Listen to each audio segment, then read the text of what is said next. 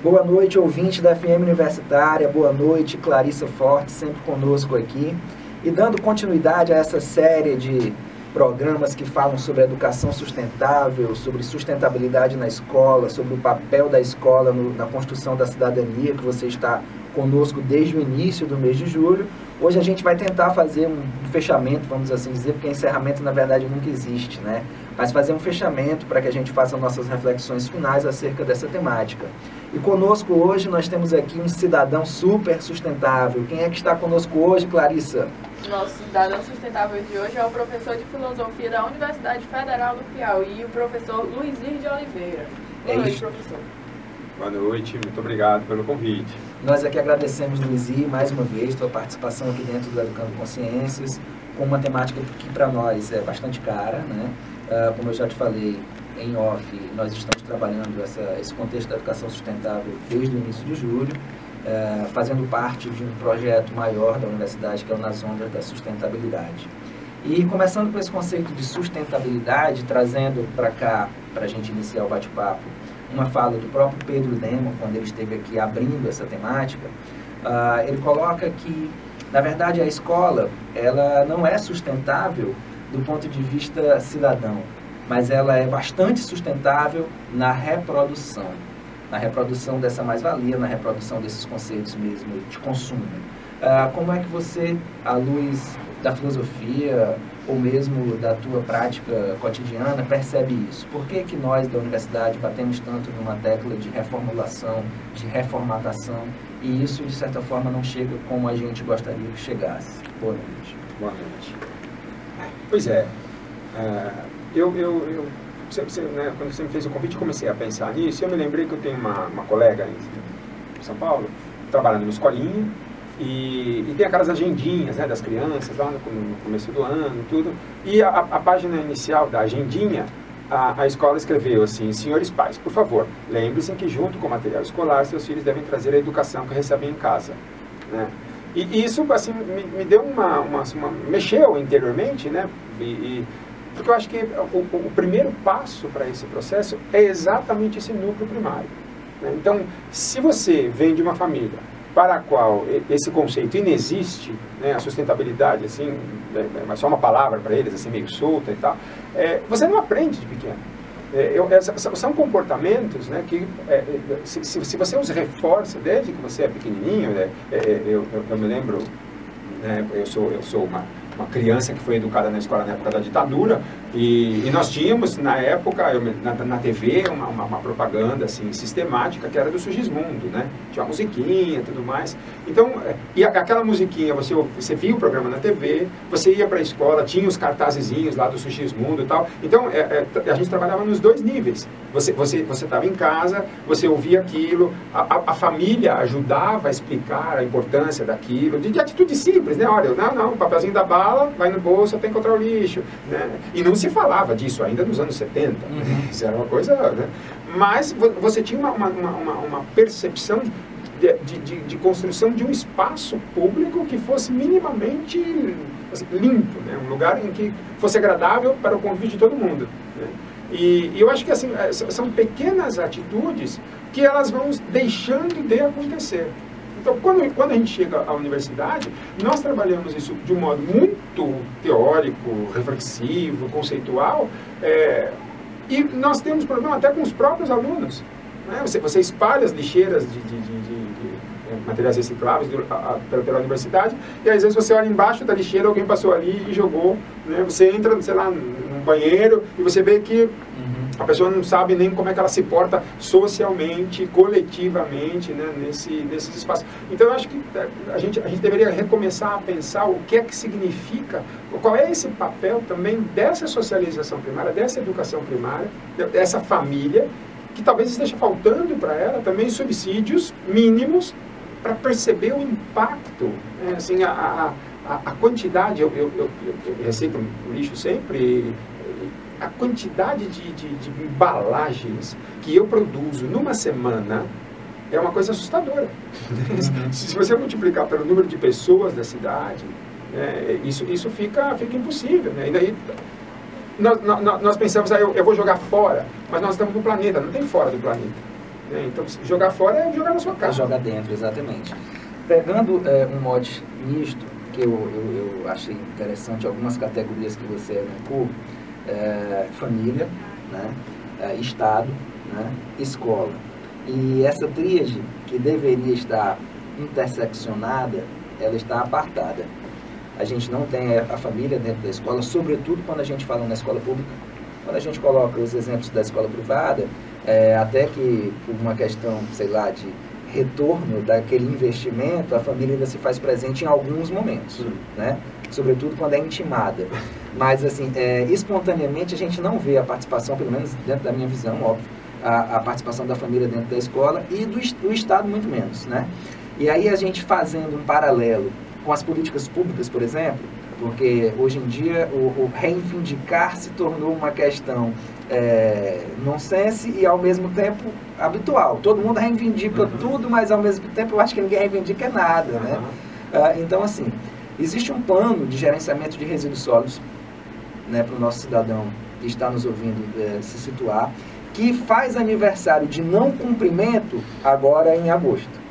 Em agosto ele faz aniversário de 1 ano de não cumprimento. Assim, todas as prefeituras elas deveriam ter, por exemplo, hoje um aterro sustentável, né, um aterro de lixo controlado. E o que a gente vê, na verdade, na maioria das capitais são lixões, a céu aberto, onde não se tem nenhum tratamento. Outra questão do gerenciamento que você colocou, que é a coleta seletiva, ela, mesmo que ela exista dentro da nossa casa, que é o que você falou que faz, eu também pretendo e costumo fazer, não existe uma coleta seletiva por parte do poder público. Então não adianta eu, na minha casa, pensar que eu, separando o resíduo orgânico do metal, do plástico, eu vou estar fazendo na minha consciência, porque quando o lixo passa, coloca tudo dentro do mesmo buraco e assim vai jogando para baixo do tapete, para dentro do ambiente, mas com aquela sensação de que estou jogando fora, né? E aí, como é que a gente pode, Luizy, enquanto educador, provocar? Eu acho que a nossa missão, de fato, é provocar. E como é que eu posso, enquanto cidadão, fazer, cobrar, uma vez que o poder público finge que faz, e aqui, apartidariamente falando, a discussão, mas o poder público finge que faz, alguns cidadãos como nós achamos que estamos fazendo, mas, na verdade, as ações elas são muito desconexas. Como é que você percebe isso? Pois essa é uma questão que já me foi feita, né? Porque eu separo o lixo, eu coloco numa sacola e levo até um posto de coleta.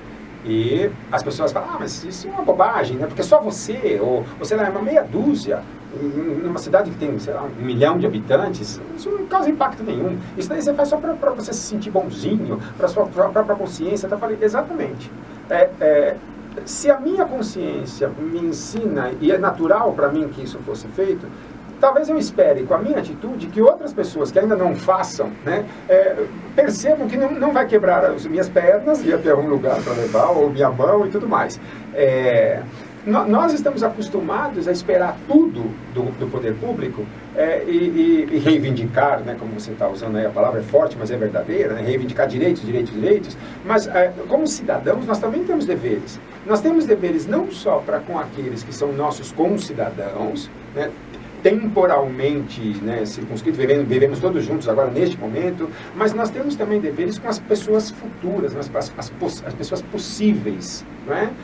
E esses deveres, eu tenho que pensar o que está acontecendo, o quanto disso vai me sobrar. Ontem eu vi uma reportagem, né, na internet desses condomínios de luxo que hoje viraram moda nas grandes capitais, que é em São Paulo, numa área de Mata Atlântica, que eles assim já derrubaram quase mais de 2.000 árvores nativas do lugar, para depois você fazer casas, né? E eu vejo isso acontecer aqui também, né? As pessoas derrubam árvores enormes, assim, centenárias e tal, aí depois plantam um coqueirinho no lugar, né? Vai falar, estou repondo o verde.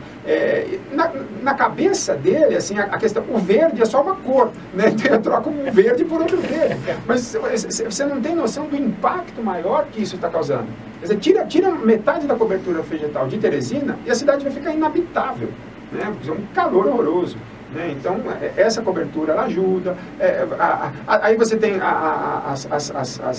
os problemas com zonas de mananciais também, que você vai tirando isso daí. A pessoa não está percebendo, né? Então, ela joga, né, como a gente brinca, né? Eu jogo para fora, se eu tirei da minha casa, então a minha casa está limpa. Eu perco essa noção, vamos dizer, mais holística, né, de viver num planeta e tal. Né, e que isso vai causar impacto. Nós desperdiçamos, né, assim, uma quantidade de água, por exemplo, que é absurda. E as pessoas dizem, mas tem muita água no planeta, olha só os oceanos, sabe? Você não bebe água salgada. Mesmo que você dessalinize a água, o gosto dela ainda não vai estar muito agradável e parece que você não consegue tirar o 100% e tal. E o nosso problema não vai ser falta d'água, o nosso problema vai ser falta d'água potável. A água tem um monte aí, o Parnaíba está cheio, né? Agora, você faz o que com aquela água? Então, eu acho que a gente teria que começar a repensar atitudes individualmente, mas se vendo como uma singularidade junto com outras singularidades e todo mundo junto. Então, falta aqui para a gente, você falou da escola, nós não temos fóruns de debates nas escolas que trouxessem o poder público para dentro da escola e chamassem a família. Olha, não é uma reunião de pais e mestres, não é uma reunião pedagógica, é uma reunião para a gente pensar o entorno. Olha, essa escola está aqui, os seus filhos vêm para cá, o que dá para a gente fazer aqui? Pequenas ações. E é claro que é difícil de você sensibilizar essas pessoas. Nós estamos dessensibilizados, né? Nós estamos virando assim zumbis virtuais, porque a relação hoje é só uma relação de você com um aparelho, que é por causa que virou um apêndice seu agora, e você não vê nenhum outro, né? Se você vem andando ali ao telefone, fazendo qualquer coisa, você tromba com as pessoas e parece que você chutou uma pedra. Né? Então, se você vai fechando essas pessoas para si mesmas, ela não é capaz de enxergar o outro. Né? Não sei. Essa falta de coletividade, de fato, ela me assusta, né? Até porque, assim, tentando fazer um paralelo com algumas coisas que você mencionou, em relação a desperdício, por exemplo, é interessante o cidadão que está nos ouvindo agora saber disso, entender isso e, obviamente, perceber que faz parte desse contexto. No Brasil, hoje, todas as agências que gerenciam água, por exemplo, elas têm um desperdício da ordem de 40%. Aqui em Teresina, esse número é um pouco maior. A AGESPISA, segundo os últimos dados dela, Teresina desperdiça 54% da água que produz. Isso daria para abastecer, só para a gente ter uma noção, uma outra cidade do mesmo porte de Teresina. E esse desperdício não é só o nosso também, aquele pinga-pinga na torneira quando eu estou fazendo a barba, ou quando eu estou escovando o dente e deixo a torneira aberta. Óbvio, isso também contribui. Mas é o desperdício da água pública, é o desperdício por falta de uma rede de abastecimento mais adequada, por encanamentos velhos, por uma falta de manutenção, porque aquilo que está debaixo da terra não chama atenção aos olhos, né? Então é complicado. Em relação à produção, por exemplo, de lixo plástico, nós consumimos, em média, hoje, um cidadão brasileiro, 66 sacolas plásticas mês, em média, né? Parece que a gente não se incomoda com isso. Outra questão interessante é a questão dos nichos que você colocou na tua fala, e eu vou colocar isso me remetendo agora à Clarissa para a gente perceber a participação do comunicador social. Nós temos uma política, infelizmente, social de encarceramento, né? Aquilo que não está dando certo, entre aspas, encarcera. Tanto que agora querem, não é o tema do programa, mas encarcerar mais cidadãos ainda num modelo que já não existe. E nós, ecochatos, somos encarcerados dentro dessa pecha, né? Não, esse cara é um ecochato, é um sujeito que quer ser politicamente correto, enfim. Enquanto a gente encarcerar na visão da punição, a gente não vai contribuir de fato para a formação de uma coletividade.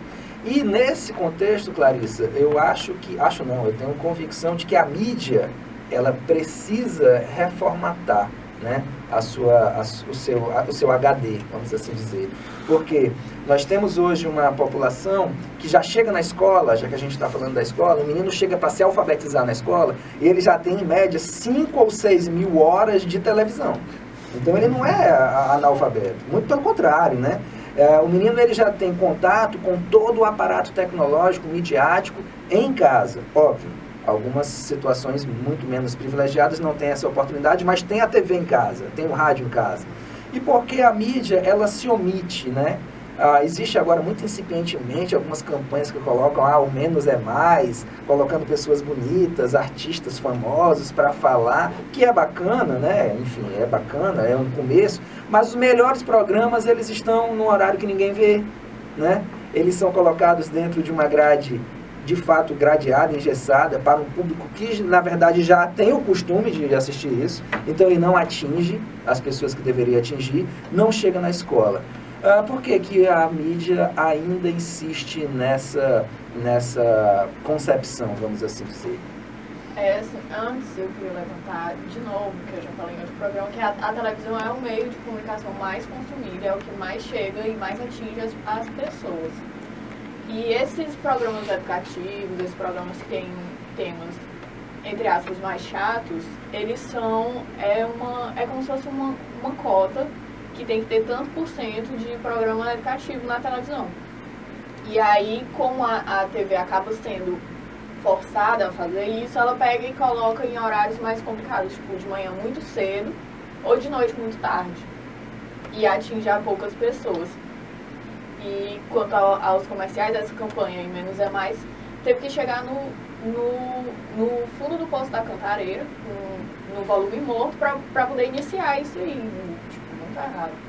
Outra coisa que eu queria levantar também é que o professor falando das pessoas e a ecologia, eu vejo muito as empresas tomando a frente disso, mas até do que as próprias pessoas, porque, por exemplo, tem o Pão de Açúcar, que tem esse posto de coleta, tem empresas que, você compra tantos produtos, a gente repõe uma árvore, a gente só trabalha com madeira de demolição.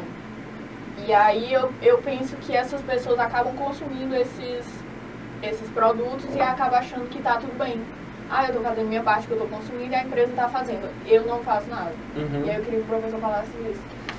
E só um minuto, só antes do Luiz intervir, que eu acho que é bacana, e é no mesmo mote, Luizinho, só pra gente referendar talvez a fala, baseado em duas pessoas que eu cito sempre e vou citar sempre, que uma é o Ariano Suassuna e o outro é o Eduardo Galeano. O Ariano Suassuna, ele dizia, e aí pegando justamente a fala da Clarissa, que o cachorro gosta de osso até o momento que ele prova o filé mignon. Se ele prova o filé mignon, ele não aceitará mais o osso, né? E a gente aqui pensa que ele gosta de osso. E assim, a TV, a mídia, nos dá muito osso, mas tem filé mignon para oferecer. E a outra questão é do Galeano, que ele diz justamente o que a gente está fazendo aqui, que obviamente, além de alentar a minha consciência, também me deixa num tom de que eu estou, de fato, tentando provocar, né? Que é a ação de pequenas pessoas em pequenos lugares podem, de fato, mudar o mundo. Eu não sei se a gente vai conseguir mudar o mundo, mas o quintal da gente já é parte do mundo. Mudando o meu quintal, acho que a gente pode fazer essa onda acontecer. E então, assim, baseado no que ela falou mesmo, e nesse pensamento, como é que você pode refletir e fazer-nos refletir em cima disso? A gente volta, né? Parece que a gente fica batendo, né, nesse ponto que é o nosso nó, né? Eu costumo brincar, né, na minha aula de ética, assim, quando você vai refletir sobre a questão ética, a gente, em alguns momentos, você alcança uma coisa que a gente chama de paradoxo da instrução moral. Você usou o paradoxo da instrução moral dentro vamos dizer agora, do paradoxo da instrução ecossustentável. Aquele que já faz não precisa da campanha, porque para ele já é óbvio aquilo, então a campanha não vai chegar a ele. Aquele que não faz, ele não tem consciência, então a campanha é inócua. Então você acaba fazendo uma coisa que não atinge. Eu acredito, assim, a gente tem essa obrigatoriedade. O meu problema, não só nesse assunto, mas com vários outros assuntos, é quando você trabalha só com obrigatoriedades. Eu acho que a mídia, a sociedade e tal, nós temos que mudar essa palavra obrigatoriedade para responsabilidade. Enquanto nós confundirmos as coisas, como eu já trabalhei em empresas, e aí você começou com essas questões das políticas, né, de inclusão, de todas as camadas sociais, né? Então, tudo bem, numericamente você está dentro da empresa e você tem lá a quantidade X ou Y de pessoas, de determinadas orientações sexuais ou de determinadas etnias e tal. Todo mundo está lá, né, estratificadamente colocado em equilíbrio de acordo com os números.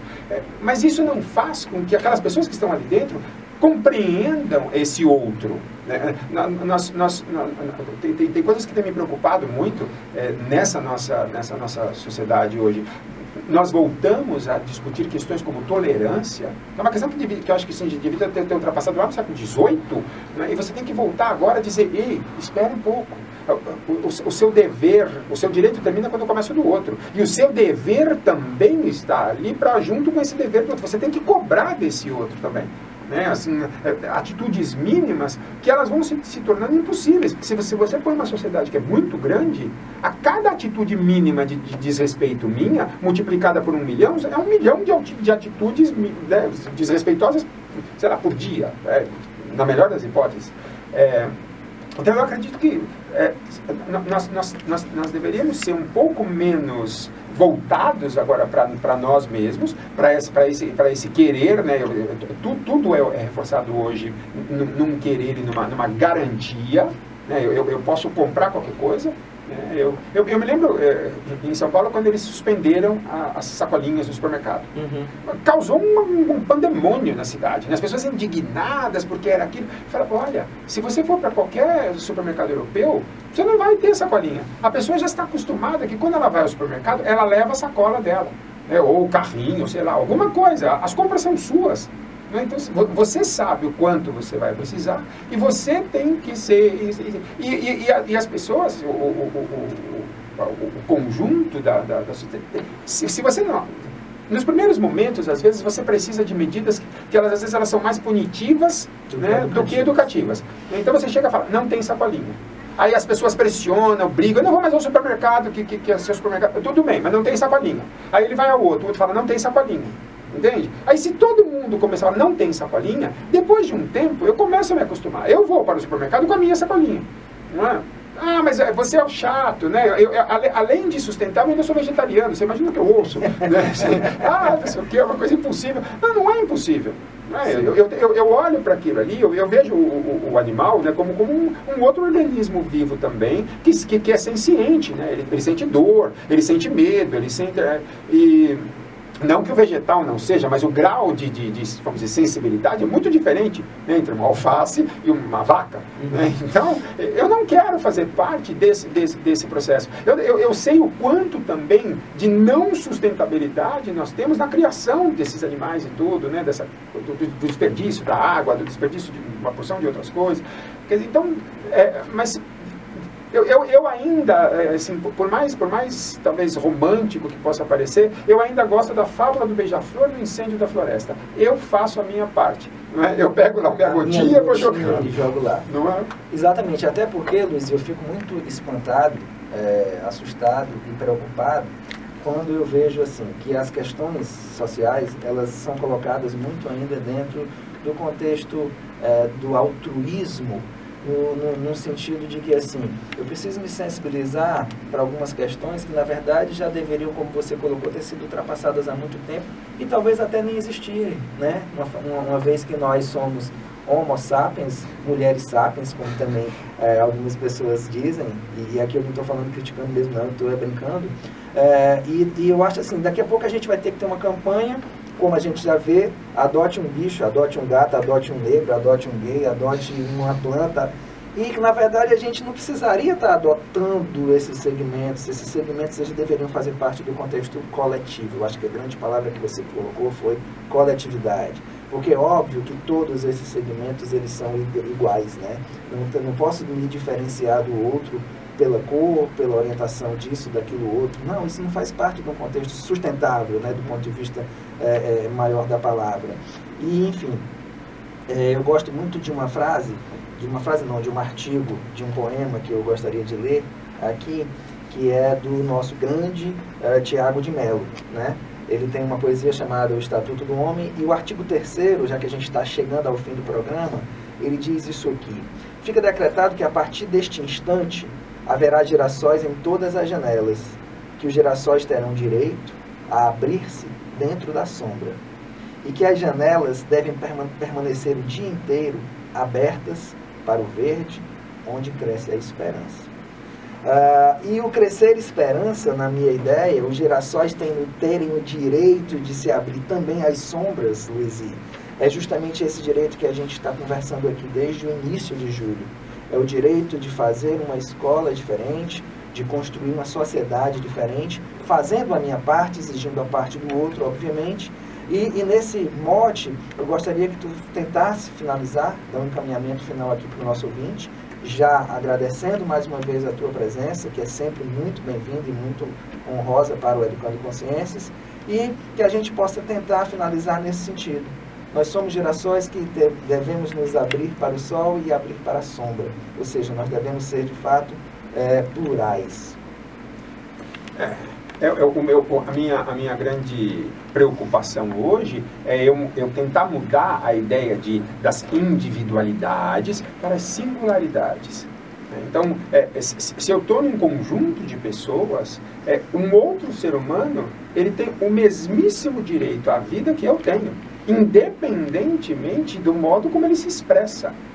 Então, é claro que, numa situação limite, em que a expressão dele põe em risco uma coletividade, então nós vamos tomar medidas para tentar isolá-lo daquele contexto. Mas não vamos pensar que a nossa sociedade é composta só por pessoas desequilibradas. Né? Assim, há um certo, entre aspas, aí, padrão de normalidade, eu não gosto muito dessa palavra também, né? Mas assim, há uma espécie de comportamentos esperados que nós aprendemos desde pequenos. Então, se eu não reforçar isto, porque o problema, né, como eu dizia no começo, é você reforçar determinados comportamentos e não potencializar outros. Então, se eu cresci numa família sempre ouvindo aquele determinado chavão, né, acerca de um grupo étnico ou de um grupo, um problema de gênero, sei lá, qualquer outra questão, aquilo meio que determina um pouco o modo de eu pensar. Mas eu não sou uma criatura engessada, né, que o meu pensamento foi dado de uma vez para sempre, assim.